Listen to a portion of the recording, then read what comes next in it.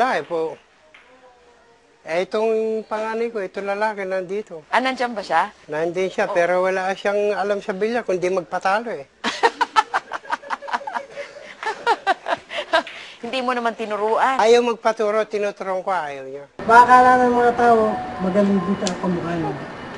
Talagang sobrang ninervous ako. Pero tinuturuan niya ako kung basta makakain niya. Kaya lang, tingin niya parang, kasi nung bata pa ako, dapat dun pa lang daw, nagpursige na ako. Ngayon, 26 na ako. Parang medyo mahirapan na lang ako. Pati na mga taga-hanga ni Strickland ay napapalaki. Dahil kasagsagan ng pakikipag-tournament ni Efren nang lumalaki ang mga anak, madalas wala ang ama sa mga importanteng okasyon. Ikinalulungkot ito ng bunsong si Cielo. Merong mga events na wala siya, ganyan. Kahit na gusto mo nandyan siya, hindi siya makakapunta dahil busy sa trabaho. Yung mga ano lang, simple magpa-perform lang, ganyan. Siyempre, mas maganda kung nandun sila para mapanood ka nila. Kaya lang wala. Hindi sila makakapunta.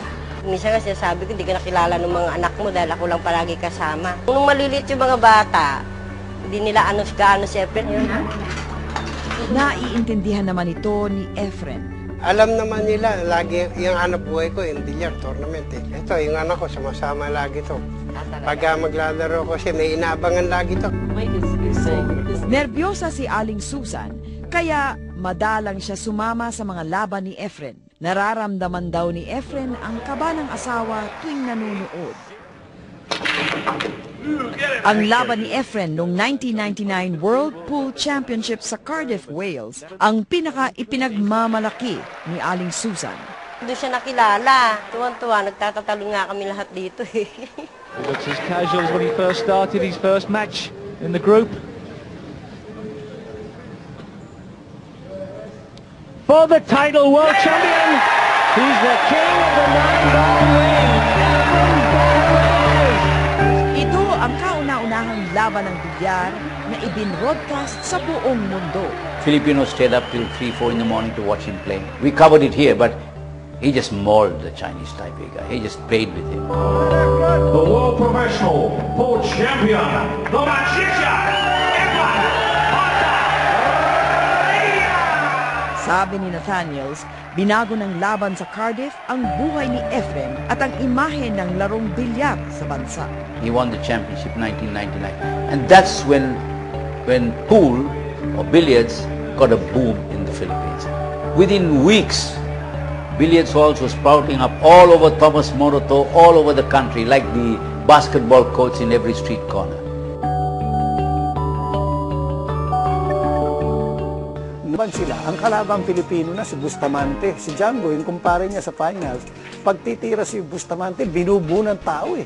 Halos ayaw paglaruin because tigilan nyo na, laban ito eh. Kailan mo na nalaman na, wow, iba na, sikat na ako ngayon, kilala na ako ng lahat ng tao? Nagbago lang kasi yun noong 1999. Hindi naman ganito ka dati eh. Puro panalo nga kami. Nung bata pa ako kasi naglalaro, mga taga nga ako na, mga taga-bukid eh.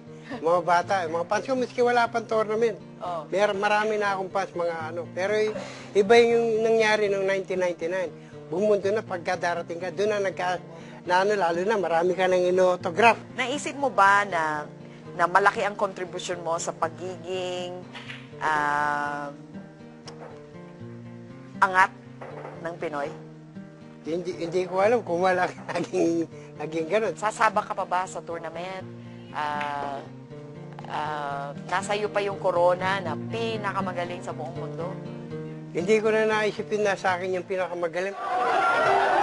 Walang nakapaghanda kay Efren sa sumalubong sa kanya sa Pilipinas pagkatapos masungkit ang grand prize sa unang World Pool Championship noong 1999. Pag-uwi ko noon, napaiyak pa ako dahil sa salubong ng mga tao. Ba't ka napaiyak? Eh, siyempre nagulat ako doon. Naiyak ka? Naiyak ako eh. Ano inisip mo noon? Ano ko na to, bakit ganito? Tsaka natatakot ako magsalita. Hindi naman ganito lagi dahil. Bakit sobrang ng mga tao sa akin ngayon? Siyempre, baka inisip ko, kumal nila ako. Ano? Siyempre, tuwan-tuwa ako ngayon. Ito si Efren, malayo na talaga ang nararamdaman. So, nung sinasalubong ka ng mga tao at tinatawag ka, ano yung nararamdaman mo? Ay, siyempre, nervous ako. Hindi ko tuloy malaman kung ano sasabihin ko eh. Pagka lalo na pag in-interview ko, hindi ko alam ang gagawin ko eh. Mula noon, sinamba ng mga tao si Efren. After he won the World Championship, naglaro kami dun sa lugar ni Senator Manny Villar sa Star Mall. It was attended by 10,000 people. Siguro pinakamaraming nanonood dun. Nung naglalaban sila, ang kalabang Pilipino na si Bustamante. Pagtitira si Bustamante, binubuo ng tao eh.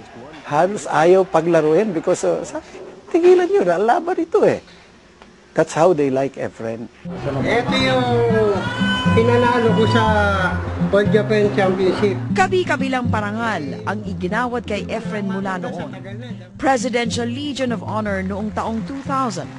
Hall of Fame ng Billiard Congress of America noong 2001. At nitong 2006, isa sa 60 Asian Heroes ng Time Magazine, kasama nina Cory Aquino, Lee Kuan Yew, Mahatma Gandhi at Mother Teresa. Anong nararamdaman mo noon? Ba't ako nalagay dito? Ang dami naman ako. Dami magagaling. Bakit sila ilorde? Wala sila rito. Eh yun ang mga sikat dati. Sila pa yung nag 4 times world champion na yan. Nauna pa naman sila sa akin sa sport. Tinanong ko dun sa editor ng Time Magazine. Sabi ko, yung senior chief editor, bakit si Efren billiard? Sabi niya, lahat ng junior editors namin, lahat ng unanimous choice siya. Fans niya. Sabi ko, hindi naman dinalaro ang billiard sa Hong Kong. Hindi mo siya, ba't nakikita namin sa TV? Sabi niya gano'n, unanimous choice siya. Hindi raw malilimutan ni Puyat ang speech ni Efren nang tanggapin ang parangal. Sinabi niya, Asian hero, bakit ako po? Why me? Sabi niya, I have not done anything to change Asian life. Sinabi niya yon. Yun ang sinabi niya. Sa Tagalog, binasa niya, yung translation na ginawa ni Ronnie Nathaniels, ako sana ang babasa. Sabi ko, makakapagsalita na ako dito sa mga distinguished people. Pero kinausap ako nung editor, yung senior editor, may I have the privilege of reading the translation. Ako naman, sige na, okay lang. Oo, okay. So ano po yung sinabi niya? Yung, bakit nga daw siya hero? Hindi sa palagay niya. Sa palagay daw niya, dahil sa popularity na abot ng billiards. Ba't hindi niya inako? Ang sinabi niya, nagpapasalamat ako sa lahat ng promoter, kapwa player, mga sponsors na nag-promote ng billiards to where it is today. Okay. So he has remained humble. He has remained humble. Yes. His humility is unbelievable. Is he, among all the athletes that you have met, Filipino athletes, does he stand out? Well, in terms of achievements, I suppose Pacquiao stands out. But in terms of humanity, and the human dimensions of an athlete, Bata Reyes and Elorde are way ahead of Pacquiao, in my estimation.